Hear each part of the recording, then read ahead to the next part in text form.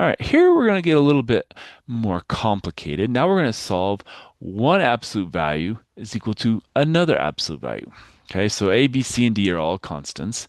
And so then this is equivalent to, okay, well, we're just dropping absolute value, dropping absolute value. And so that's one. And so basically what we're going to do is we're going to look at this as we're going to keep one side, we're just dropping absolute value, in this case here and here.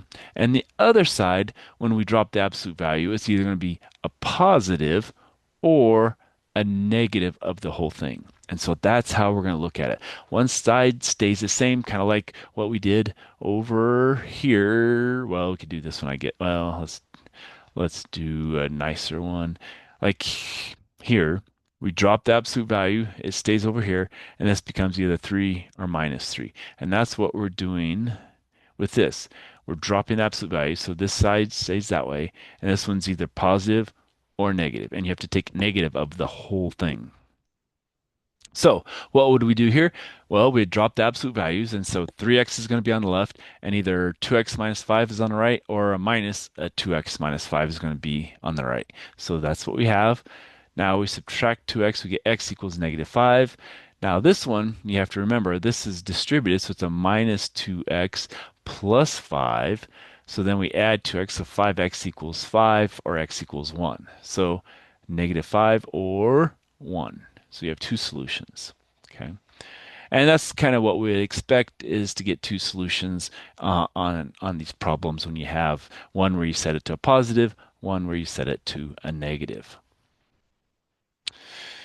All right, so let the solutions to absolute value of ax plus b equals k be c and d, where c has to be less than d and k has to be greater than 0. So again, our k, we want it to be greater than 0, otherwise it doesn't make sense, and c is going to be less than d. Okay, so ax plus b is going to be, the absolute value of that is less than k, is equivalent to this, and when you have ax plus b greater than k, that's equivalent to this or this. So similar statements can be made for inequalities with the greater than or equal to or less than or equal to as well.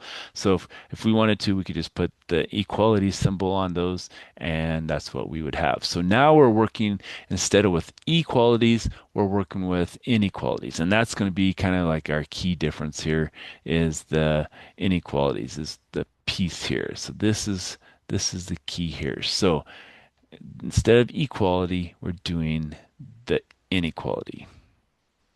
All right, so less than, we have the tripartite. Greater than, we have or. All right, so solve each absolute value equation and inequality. Well, this one's easy. We just drop the absolute value and have it equal to 5 or -5. Okay, so 5 or -5, and then we solve for x, and so we work our way down, subtract to 3, and then divide by -4, and we get a -1/2 or a +2. So two solutions. Now, with the less than 5, what we have to do is we're going to have the tripartite. So it's going to be between, but not include all those values. And so basically, what they've done is we're actually going to say it's going to be, this to this. And what we've done is we've taken -5 less than 3 minus 4x less than 5, and we've done all the work with it. And so going back up here, we've done this. Okay, and so that's what we've done. And what happens is we know our two values are going to be a -1/2 and a 2, and so it's going to be between those values. And so that's going to be kind of the region here. Now with greater than, it's going to have the or. So it's going to be one or the other. And so the solution includes x values to the left of the half, so it's going to go that direction. And this one's going to include values to the right, so it's going to include that way. And so then that's going to give us the following. X is going to be less than -1/2, hence going that direction, or x is going to be greater than 2, going that direction. Now, they're not always going to give you 3 to work with. They might only give you this one, and then you have to know, okay, I'm going to do the bottom thing on that thing here. I'm going to have this, so I'm going to have x less than c or x greater than d, and so then I just have to solve. Okay. All right.